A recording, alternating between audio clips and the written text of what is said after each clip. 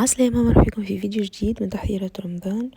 اليوم باش نعملو تحضيرات متاع حاجات بالدجاج ينفعونا كي نبداو نهار مزروبين نهبطوهم، وفيسا فيسا عم نحضرو البلا متاعنا ويسهلوا علينا الخدمة في الكوجينة. اول حاجة باش نعملها هي الكوردون بلو. جبت هنايا الدجاج متاعي رحيتو، حطيتلو شوية ملح وفلفل اكحل هو، وبعد حليتو كيف ما تشوفوا على البابي سيلوفان. وباش نشكلو باش نجيبو شويه زيت، باش نجيبو لامبورتا بياس ولا كاس ولا اي حاجه اللي باش نقصو بها شكل مدور، باش نحطوها في الزيت. ومن بعد باش ناخذو الشكل متاعنا المدور وباش نحشيوهم. باش يكونوا شكلهم معناتها كل كعبه باش نحطوها على زوز كيف اللي يتباع في السوبر مارشي، بليتو في المزرعه.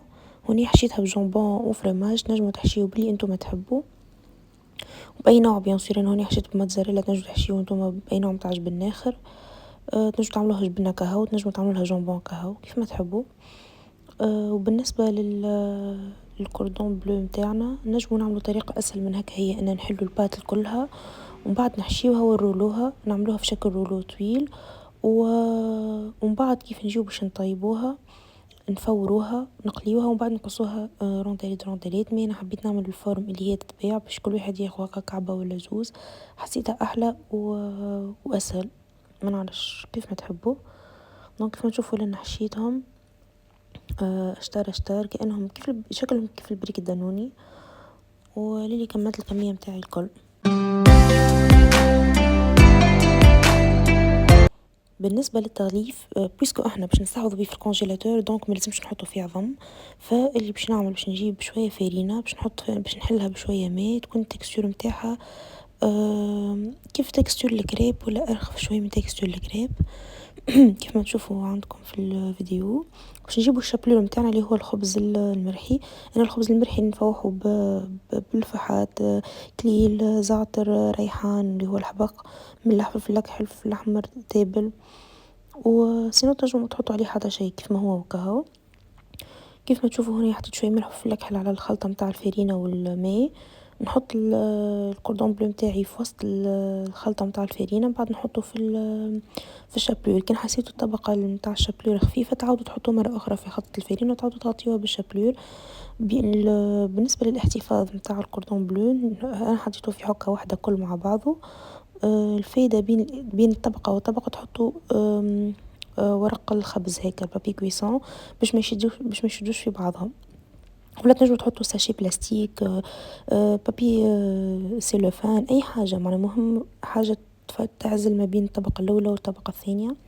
ونبقاو نحطوا فيهم، وكيف نحطوهم بعد شويه على بعضهم باش ما يلصقوش في بعضهم. ونبقاو نحطوا فيهم للي الحكم تاعنا تتعبى وللي الكميه متاعنا توفى.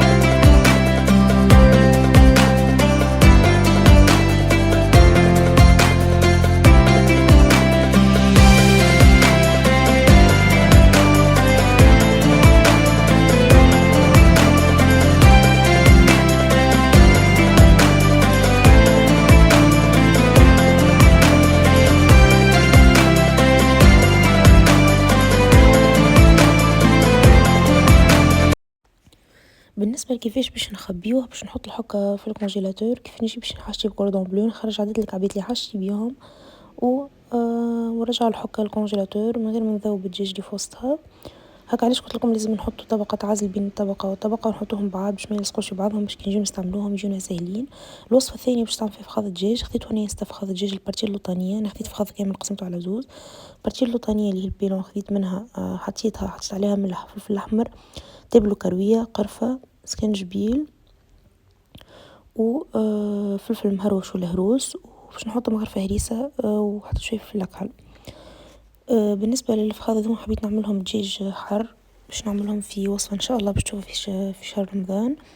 حطيت هنا شوية خل ومغرفتين زيت، حطيتهم في حكة في الكونجيلاتور. نهار اللي نجي باش نطيبهم نهبطهم على بكري شوية باش يذوبوا ونستعملوهم في الريسيت نتاعنا. الوصفة الثانية البارتي الفوقانية متاع الدجاج، هنايا باش نفوحها بكركم.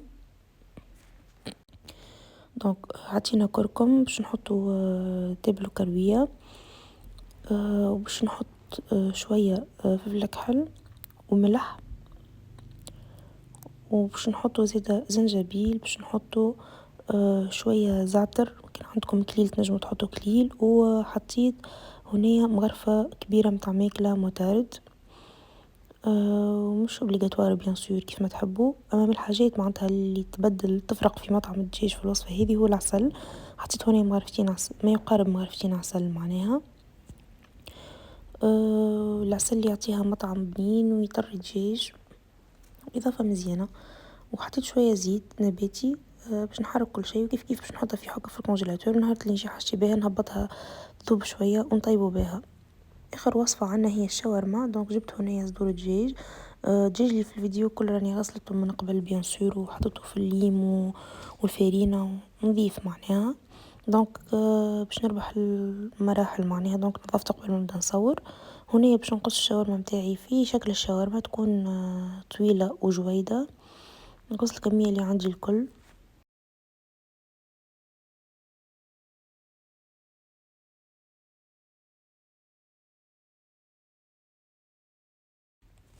دونك باش نفوح الشاورما متاعي باش نحط لها شوية كركم، شوية سكنجبيل، شوية ملح، شوية تبل وكروية، فلفل اكحل، زعتر، كان عندكم كليل تنجمو تحطو، كان عندكم بسباس مرحي تنجمو تحطو، شوية قرفة، شوية زيت. ونورمالمون ما نحطو ياغورتا ولا حليب رايب ولا البن ولا اللي عندك في الدار، انا ما عنديش دونك مستحقة برودوي ليتيه. حطيت شوية حليب عادي ومغرفة صغيرة متعرض. حركت كل شيء و باش نخبيوها كيف كيف في حكة، ونهار اللي نستحقوها نهبطوها تذوب ونطيبوها. بالنسبة للوصفات متاعي الكل كان لاحظتوا حطيت فيهم ملحهم كامل وكل شيء كامل خاطر باش نهبطهم ديريكت نستعملهم. واهم حاجة في الدجاج كيف ما قلت لكم تذوبوهش ومن بعد ترجعوا تجمدوه مرة اخرى. جلس فيها هبطوا الكمية متاعكم تطيبوها في وقتها. دونك نتمنى الريسيت تكون عجبوكم ويسهلوا عليكم في رمضان. متنسوش تعملوا اعجاب واشتركوا في القناة كي مكنتوش مشتركين. نتقابلوا في وصفة جديدة وبسلامة.